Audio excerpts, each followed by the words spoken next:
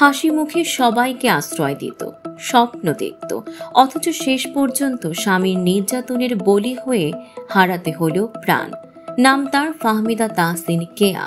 চুলায় রান্না চড়ানোই ছিল, সবাই মিলে খাওয়ার কথা, কিন্তু স্বামী তাকে রান্নাটাও শেষ করতে দিল না।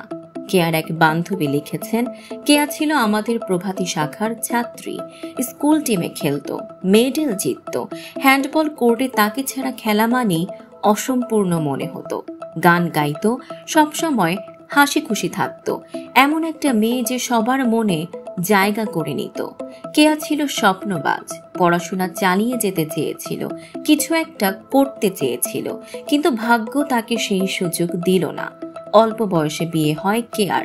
সংসার মানে হয়ে দাঁড়ায় শুধু স্বামীর খেয়াল খুশি মেনে চলা আর নির্যাতন সহ্য করা।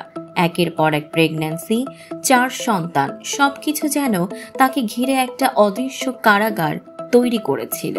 তার বান্ধবী লিখেছেন, কোনোদিন কেয়া অভিযোগ করত না, সবসময় বলতো ভালো আছি, অথচ ভেতরে ভেতরে সে কতটা কষ্টে ছিল তা আমরা বুঝতেই পারিনি।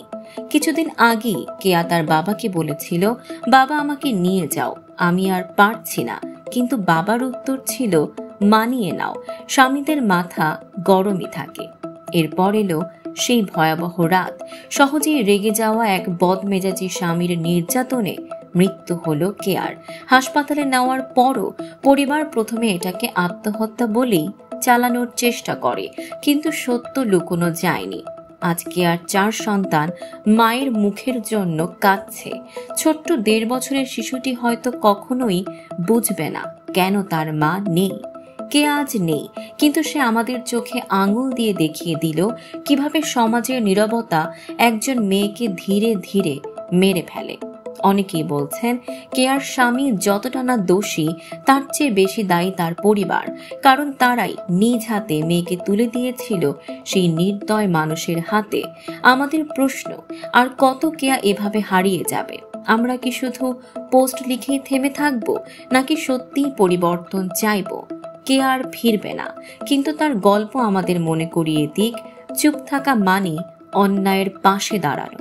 দর্শক, এমনই সব চমকপ্রদ খবর পেতে ফলো করুন আমাদের ফেসবুক পেজ CB24 TV এবং সাবস্ক্রাইব করুন YouTube channel CB24 TV official.